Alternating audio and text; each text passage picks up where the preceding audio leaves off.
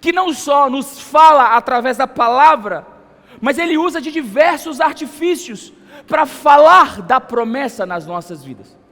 Ele pode usar um sonho, Ele pode usar um pregador, Ele pode usar um profeta, Ele pode usar uma situação, Ele pode, pela multiforme graça, pela multiforme maneira que Ele opera, Ele pode falar de muitas formas ao nosso coração. E todas elas são legítimas, porque você pode ouvir muitas coisas e pode não vivê-las. Ainda existem muitas coisas que eu, como ser humano, como filho de Deus, ainda quero viver. Muita coisa. E nem tudo que eu ouvi nessa jornada, eu ainda estou vivendo. Mas muitas coisas que eu ouvi, hoje, eu consigo viver. Porque quando nós ouvimos, o nosso coração, ele se enche de expectativas sobre aquilo que Deus está dizendo. Mas Deus nunca diz o preço que pagaremos para viver aquilo que ouvimos. Deus nunca revela o plano inteiro. Deus sempre, na sua bondade e misericórdia, Ele fala, e o que Ele diz enche o nosso coração de expectativas, porque nós cremos que aquilo que Ele disse hoje vai se cumprir amanhã de manhã. Quando a gente acordar, pirilim pim pim, está tudo pronto. E Deus não nos mostra o preço que pagaremos para viver aquilo que ouvimos. E eu confesso, e talvez você pode concordar comigo, que muitas coisas que nós ouvimos, nós desistimos quando vimos o preço que pagaríamos.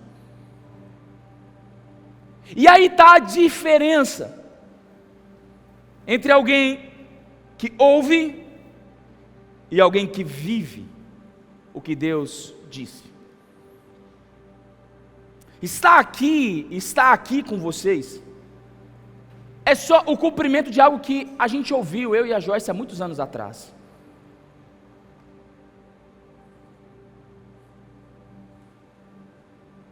O que vocês muitas vezes não sabem, foram os preços que nós pagamos, para a gente estar aqui. O que precisamos viver, e o que já vivemos nessa jornada. O que já tivemos que abandonar. Quantas coisas que nós deixamos para trás e abrimos mão para viver o que Deus disse que faria nas nossas vidas. Eu falo eu e Joyce porque eu não estaria aqui em cima se ela não estivesse aqui embaixo. E quantas coisas nós precisamos, ou já precisamos no passado, abrir mão para que a gente pudesse estar aqui hoje.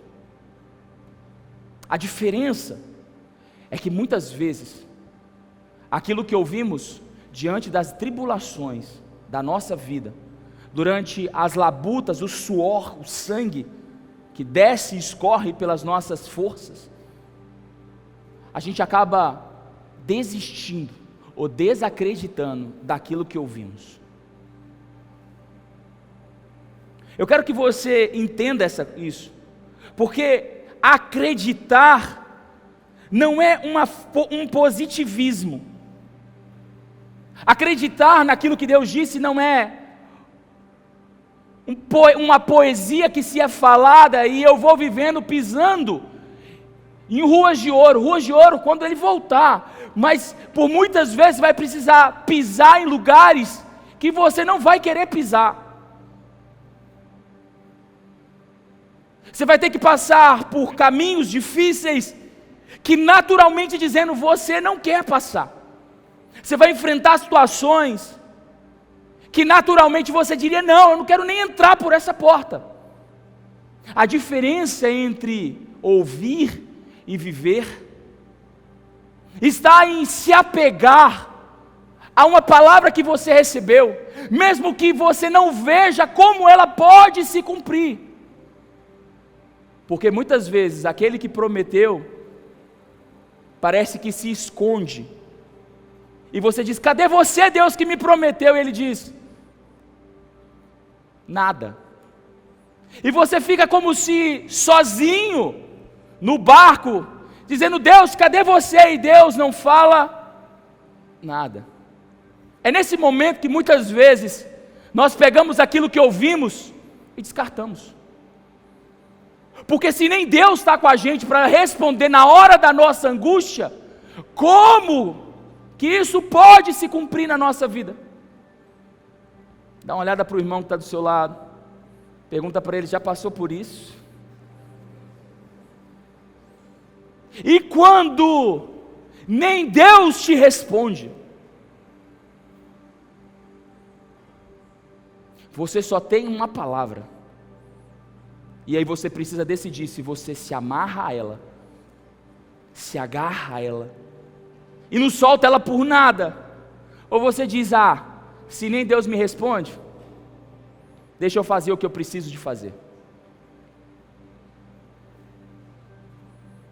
Em 8 anos, muitas e muitas e muitas e muitas e muitas vezes, deu vontade de jogar tudo para o alto, porque Deus, naqueles momentos, nem sempre respondeu da forma como eu gostaria de ouvir. Nem sempre. Mas não foi por isso, e nunca será por causa de lágrimas, por causa de suor, ou por causa de experiências, que nós vamos parar.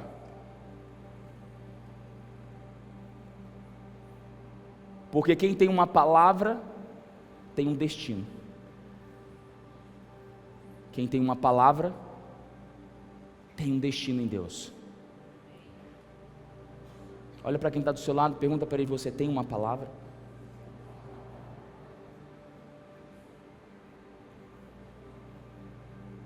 Por muito tempo,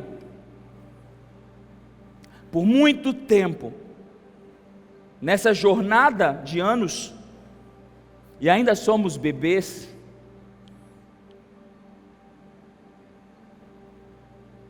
nós ficamos no dilema entre vamos ou ficamos. Quantas vezes nós ficamos na indecisão, ou vamos sem enxergar o que tem pela frente, ou ficamos num lugar confortável. Quantas e quantas vezes. Eu me lembro do aniversário de 2 anos atrás, de 6 anos da Conexão. Nós trouxemos uma pessoa para cantar aqui num domingo, e para a gente era impossível financeiramente trazê-lo. E nós começamos a trabalhar no início do ano, e trabalhamos,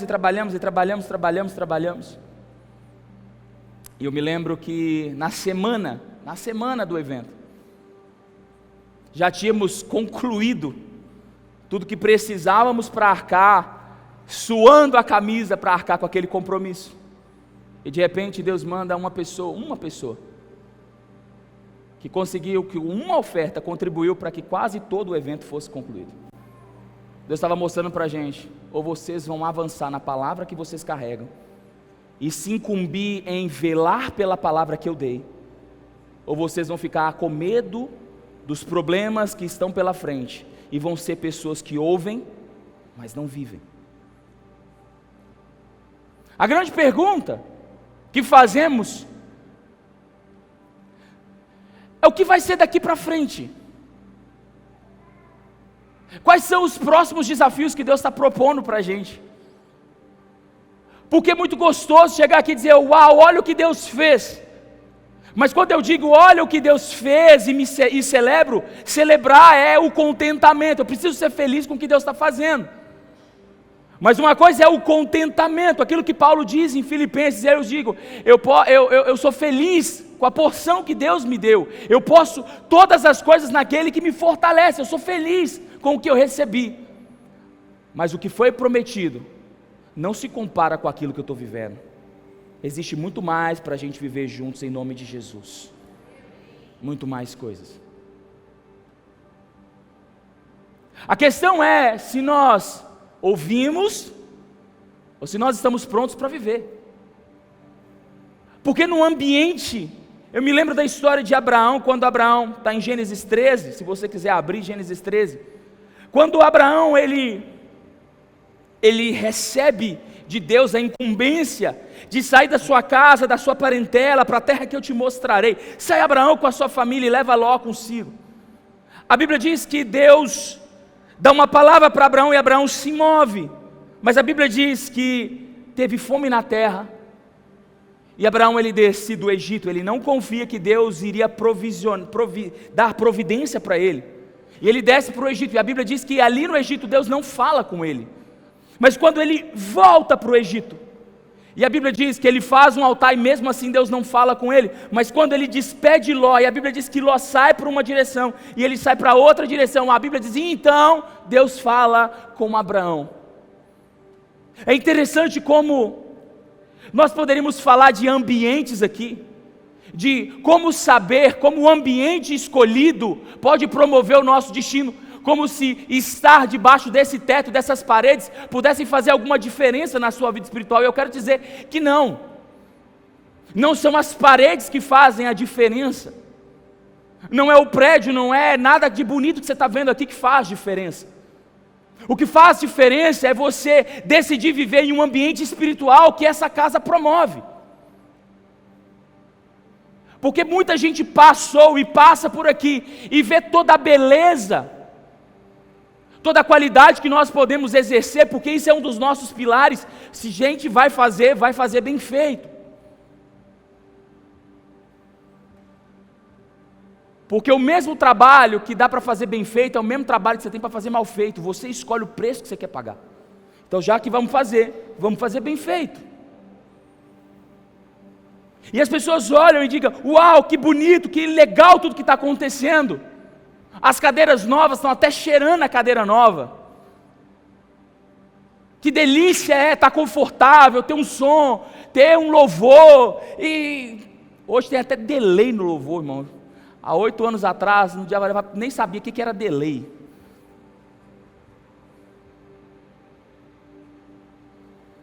Mas você pode estar aqui e não entrar no ambiente espiritual que nós estamos promovendo aqui. Entenda o que eu vou te dizer. As paredes não importam, mas aquilo que promovemos espiritualmente é o que faz toda a diferença nas nossas vidas.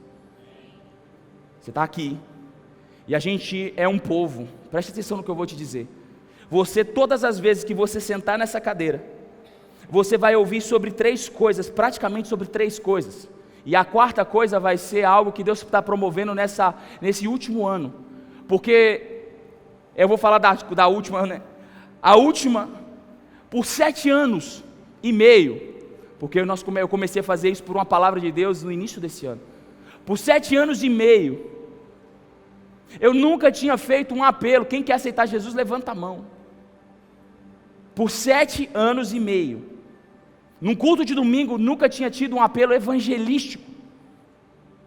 E eu não vou dizer para você que não foi necessário, deveria ter sido necessário, poderíamos ter feito isso, talvez pudesse ter sido imprescindível pela vida de uma pessoa, mas durante todos esses anos, o nosso principal e árduo trabalho foi promover um ambiente de milagre, um ambiente de avanço espiritual e de transformação pelo Espírito Santo.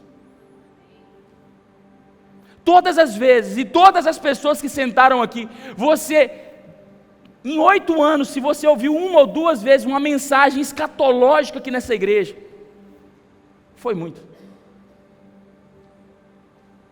Foi pouquíssimas vezes que nós falamos sobre temas delicados aqui. Em todos os domingos se fala, Deus quer transformar a sua vida, Deus quer fazer você avançar, tirar os seus pés desse lugar de conforto e levar você para um lugar onde Ele sonhou que você estivesse. Deus tem um milagre para operar nas nossas vidas, e Jesus quer salvar o seu coração.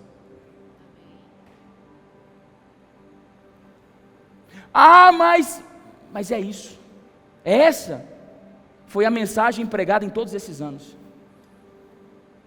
E eu olho ainda hoje, Quer ver uma coisa? Quem estava aqui no aniversário de 1 ano da igreja? Levanta a mão para mim. Quem estava no aniversário de 1 ano? 1 ano. Você pode ficar de pé só para eu te contar? Levanta para me ver. Quem estava aqui 1 ano? Dá uma olhada para trás. Olha quanta gente se chegou. Vamos aplaudir essa galera aí, que confiou quando nada era nada. Pode se assentar. Quando nada era nada.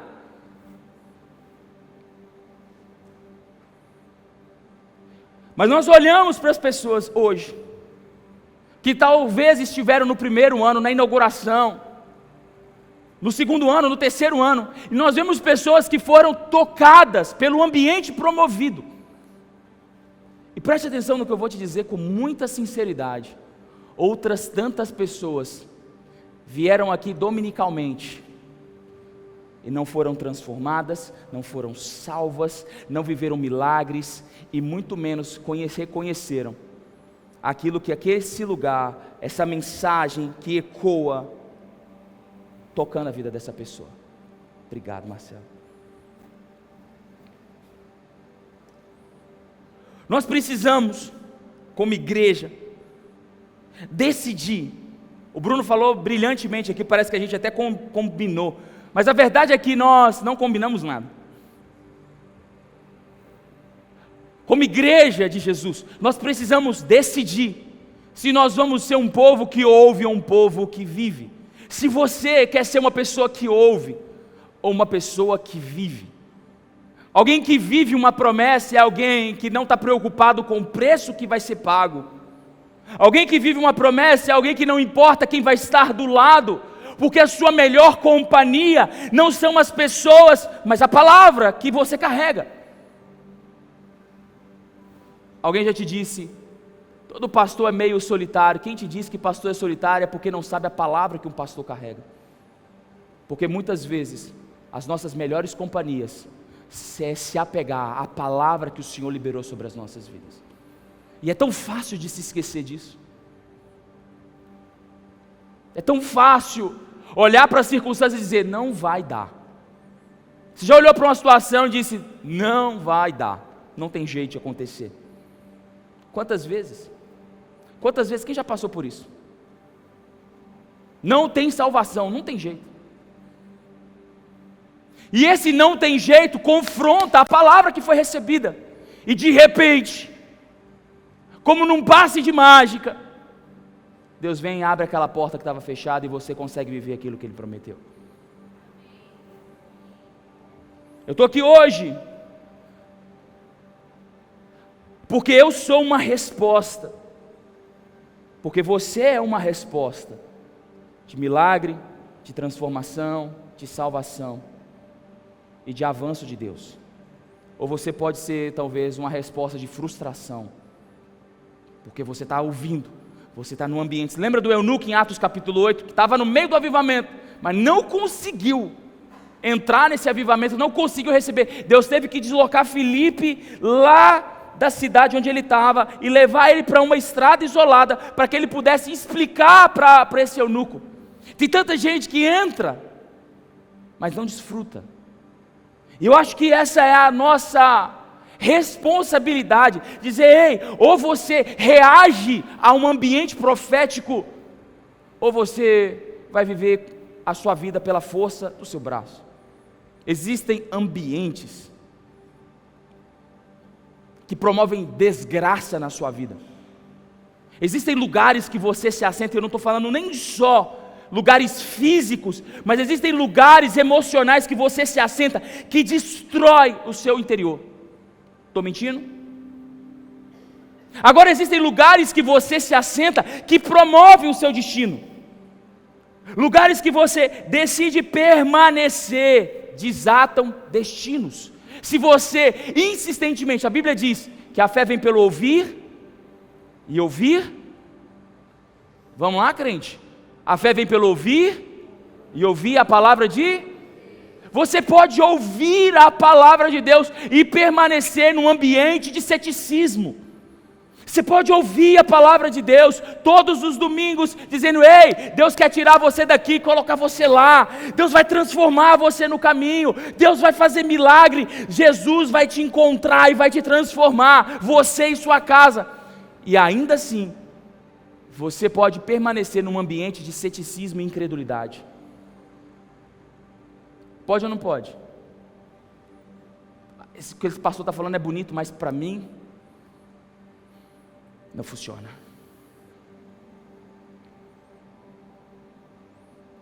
Há 8 anos atrás, um pouco mais, há 8 anos atrás, de 8 anos atrás, eu também estava nesse lugar, num lugar de escassez, num lugar de incredulidade. Eu acreditava muito na igreja do Senhor Jesus, mas eu não conseguia ver avanço nenhum na minha vida espiritual. Eu lutava, e aparentemente nada acontecia na minha vida. Quando a conexão nasceu, por muito tempo eu disse: até quando isso vai acontecer? Até quando isso vai? Eu dizia: não, vai acontecer, porque Deus tem uma palavra para isso. Por muito tempo eu ainda ficava no meu íntimo dizendo: até quando isso pode dar certo? Porque eu tenho medo de não dar certo. Até um dia que dentro de mim uma chave virou, porque palavras do Senhor Jesus me alcançaram. E eu quero, talvez nesse 8 anos, a palavra, o número 8 na Bíblia tem muitos significados, mas um dos significados mais profundos do número 8 é voltar lá no início e começar de novo. Eu acredito hoje que o Senhor Jesus está nos levando num lugar onde nós vamos voltar às raízes para começar uma nova história, amém? Amém?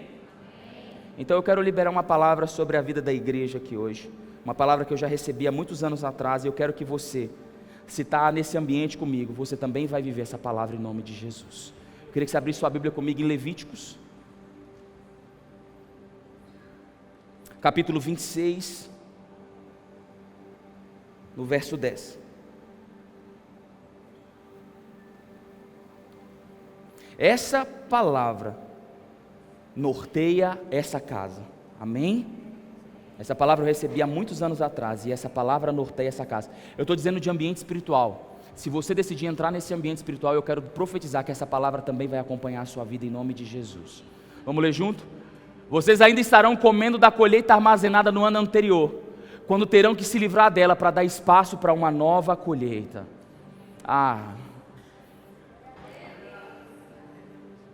Vamos de novo? Mas agora, não ouvindo, mas agora vai viver. Uma postura de quem vai viver essa palavra, amém? Vamos lá? Vocês estarão comendo da colheita armazenada do ano anterior, quando terão que desfazer dela para dar espaço a uma nova colheita que Deus vai derramar sobre a sua vida, sobre a sua casa, sobre a sua história, em nome de Jesus. Em nome de Jesus. Se você está nessa casa, irmão, essa é uma das promessas que o Senhor fez para essa casa.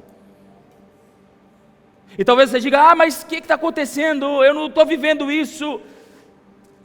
Então, olha para quem está do seu lado e diga: chegou a sua hora. Chegou a sua hora. O número 8 na Bíblia, primeiro que Deus não está brincando com promessa. O número 8 da Bíblia é Shemoné. Significa algo gorduroso, algo que vai além do normal, algo extravagante, algo abundante, algo que ultrapassa limite. Talvez você já conheça o significado do número 7. Todo mundo sabe o que significa o número 7 na Bíblia? Oi? Perfeição. Algo que é pleno. Quando tudo está no lugar, no hebraico é sheva, pleno, tudo no lugar. Mas a Bíblia diz que Deus não é um Deus de colocar tudo só no lugar.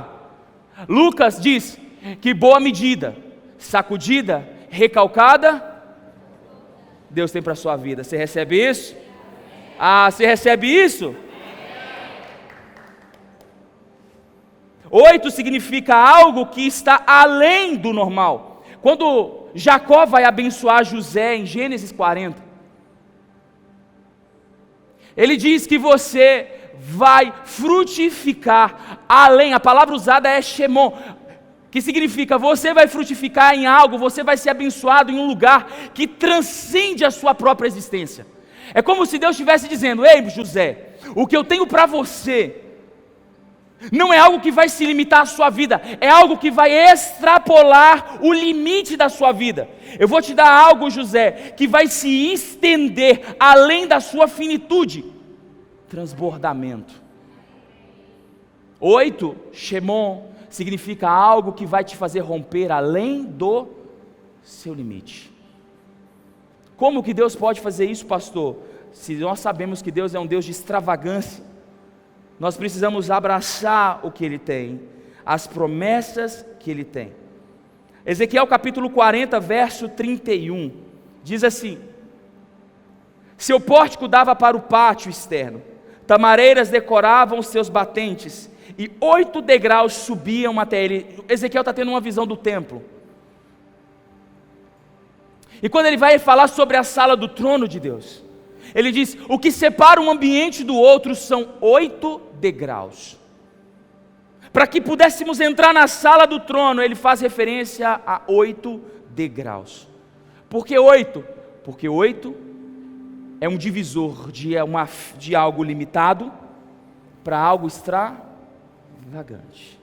Acho que você não está entendendo. Deus está inserindo você num ciclo de extravagância, de bênção de Deus sobre a sua vida.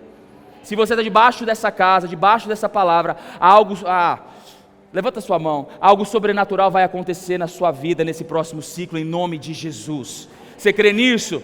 Então reaja a isso, aplaude o Senhor em nome de Jesus. Deus vai nos tirar desse nível e vai nos colocar em um outro nível. Vai te fazer ir além, vai transbordar, vai extravasar o que Ele tem para fazer na sua vida. Gênesis capítulo 7, versículo 13, diz que naquele mesmo dia Noé e seus filhos, Sem, Cão e Jafé, com as suas mulheres e seus 3 filhos, entraram na arca. Nós sabemos a história da arca. O que eu quero contar aqui é Noé, sua esposa, Sem, Cão e Jafé e suas 3 esposas. Quantas pessoas entraram na arca? E quantas pessoas saíram da arca? 8. Deus eliminou a terra inteira e deixou salvo quantas pessoas?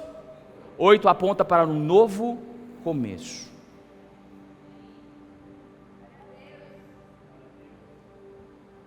Olha para o seu irmão e pergunta: quantas coisas precisam recomeçar na sua vida?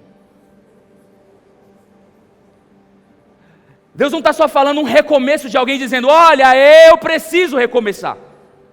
Preste atenção no que eu vou dizer. Deus está botando uma pauta na agenda dele dizendo: é eu que vou recomeçar algo na sua vida. Sou eu que estou propondo. Quem propôs o dilúvio foi Noé? Quem propôs o dilúvio?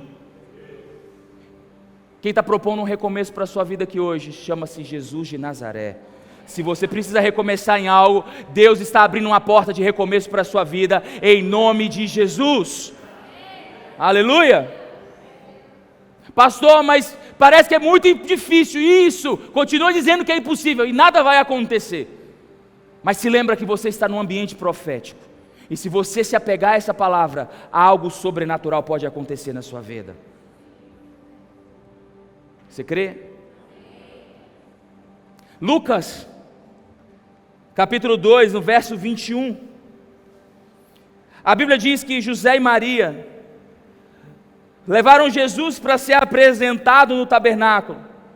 No 8º dia de nascido, uma criança judia era levada ao templo, e lá era feita a operação de fimose, esqueci, a circuncisão, que marcava a aliança que Deus tinha feito com Abraão. Quando uma criança era circuncidada no 8º dia, os pais daquela criança estavam reivindicando promessas que foram feitas para Abraão. Não foi para aquela criança. Aquela criança, por causa da linhagem dos seus pais, por causa da promessa que foi feita a Abraão, estava diante de Deus agora, cumprindo um rito, no 8º dia, para reivindicar uma promessa que foi feita.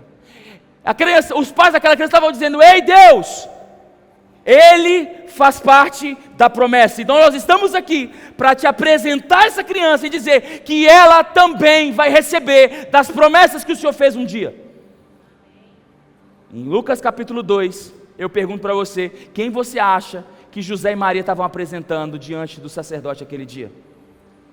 O seu filho chamado Jesus. Jesus foi apresentado no tabernáculo no 8º dia. Ele, que era o príncipe da paz, cumpriu o rito no 8º dia, porque o número 8 também diz respeito a uma aliança que nós construímos com a pessoa de Jesus. 8 fala de aliança. Posso dizer, Deus tem uma aliança com você. Deus tem uma aliança com você. A palavra aliança tem um significado de corte. Quando falávamos de aliança no Velho Testamento, pegava-se um animal, partia-se no meio, criava-se um animal partido no meio, um caminho de sangue. E ali Deus dizia: passa pelo caminho de sangue, porque eu estou fazendo uma aliança com você. Todas as vezes que Deus fala de aliança, Ele fala de cortar algo. Isso significa que para nós vivermos o sobrenatural de Deus, nessa próxima estação, Deus vai cortar algo da sua vida, para te levar a um lugar ainda superior que você ainda não viveu. Preste atenção no que eu vou dizer. Coisas serão cortadas da sua vida. Você crê nisso? Fala para quem está do seu lado: não vai ser para o seu mal. Não vai ser para o seu mal. Deus vai cortar coisas da sua vida, irmão, para levar você para um lugar onde essas coisas não vão poder entrar. Então Ele vai cortar para levar você para lugares mais altos. A aliança que nós temos é uma só. Tudo que Jesus conquistou na cruz, lembra? É direito nosso, é a nossa. Quando Jesus morreu na cruz, todas as outras alianças foram apagadas diante de uma aliança perfeita, que foi feita no seu corpo. Muitos de nós nos esquecemos que o maior privilégio que nós temos em Deus não foi por causa do avanço ou da transformação ou dos milagres que acontecem. O maior sinal da presença de Deus nas nossas vidas é poder olhar para nós mesmos e dizer: se não fosse Jesus, nada do que está aqui conseguiria estar aqui agora. A verdadeira aliança é eu poder olhar para a minha vida e dizer: se não fora Jesus na minha vida, eu não estaria aqui agora. E muitas vezes nós nos esquecemos disso. Nós nos empolgamos com as palavras proféticas, nós nos empolgamos com o sucesso das coisas que nós podemos produzir, nós nos empolgamos com coisas que nós sonhamos e estamos vivendo, e nos esquecemos que tudo isso só é possível porque um homem morreu na cruz por nós. Talvez o que Deus precise cortar é exatamente essa cegueira, que diz para as pessoas: ei, você pode, você consegue, porque na verdade, se não fosse Jesus na nossa história, nada do que foi feito teria sido feito. O que Jesus está dizendo é: eu fiz tudo, mas nesse novo ciclo, nesse novo começo, nesse recomeço, eu vou fazer vocês voltarem lá nas raízes e se lembrarem que a pessoa mais importante sempre vai ser Jesus. Sempre. Sempre vai ser Jesus. Se nós não dermos a glória para Ele, a gente pode falar das nossas conquistas, mas as conquistas não se comparam com a bondade de Deus derramada sobre as nossas vidas. As conquistas não se comparam com a companhia que Jesus fez em nós todos esses anos. As bênçãos não se comparam com a presença de Jesus que tantas vezes fora derramado sobre as nossas vidas. se não fosse Ele e a aliança que Ele tem conosco, a gente jamais estaria aqui. Jamais. 8 significa uma nova estação, um novo começo. Mas não um começo como foi o início. Do 0 ao 7, não foi o início, aquele início que você trabalhou muito e colheu pouco. 8 fala de começar com uma visão lá de trás, com a essência lá de trás, mas com novas ferramentas. Preste atenção no que eu vou te dizer, porque é algo que Deus disse no meu coração para essa semana. Deus vai fazer você voltar às origens. Preste atenção, olha para mim. Deus vai fazer vocês voltarem às origens dos tempos que vocês eram crianças espirituais, para lembrar vocês, para lembrar a gente, que o mais importante continua sendo Jesus, e vai levar a gente a uma visão de alguém que entendeu que Jesus é o início e o fim de todas as coisas, mas já está pronto para voar em novas estações. Novos começos não fala dos mesmos ambientes. Novos começos fala de novos entendimentos, novos lugares, mas com o coração de quem está começando agora.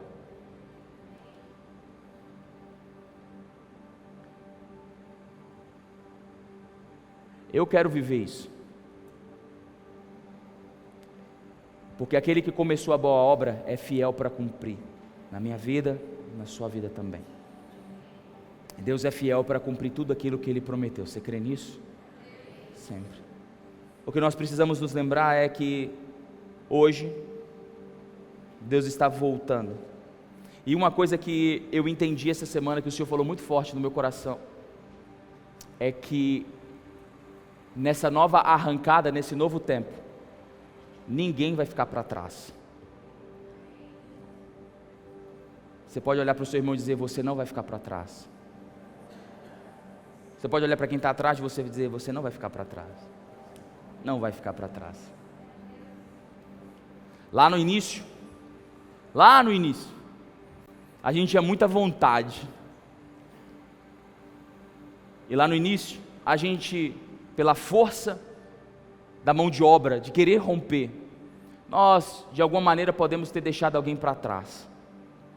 E eu quero aqui dizer para você, que talvez se sentiu dessa forma. Aqueles irmãos mais velhinhos, aqueles que estavam lá no início, quem estava aqui no segundo ano da conexão? Deixa eu ver, 2 anos.